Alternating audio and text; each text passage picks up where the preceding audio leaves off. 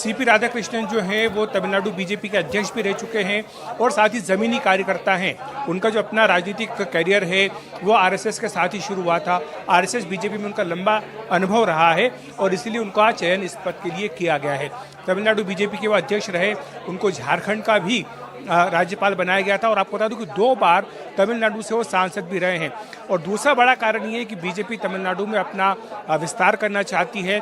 एआईएडीएमके के साथ उनका गठबंधन हो चुका है और तमिलनाडु की जनता को एक बड़ा संदेश भी देना था।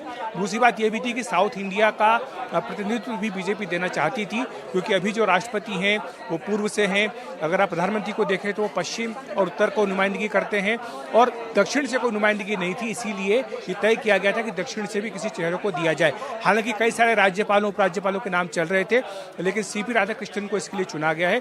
और ये इसके लिए चयन का ये भी एक बड़ा कारण ये है कि झारखंड में रहते हुए उन्होंने काफ़ी सक्रिय भूमिका बतौर राज्यपाल निभाई थी। उन्होंने वहाँ पर व्यापक जनसंपर्क भी किया था, कई गाँव का उन्होंने दौरा भी किया था, जिसका जिक्र बीजेपी अध्यक्ष जेपी नड्डा ने अब से कुछ देर पहले किया। और महाराष्ट्र में भी राज्यपाल रहते हुए उन्होंने कई ऐसे कदम उठाए जिससे जनता से वो सीधे जुड़ाव का संदेश उन्होंने दिया था। तो ये कई सारे कारण जिसके चलते फैसला किया गया है। 7 तारीख को संसद भवन में जो एनडीए के सारे फ्लोर लीडर्स थे उनकी बैठक हुई थी, जिसमें रक्षा मंत्री राजनाथ सिंह, गृह मंत्री अमित शाह और बीजेपी अध्यक्ष जेपी नड्डा भी मौजूद थे।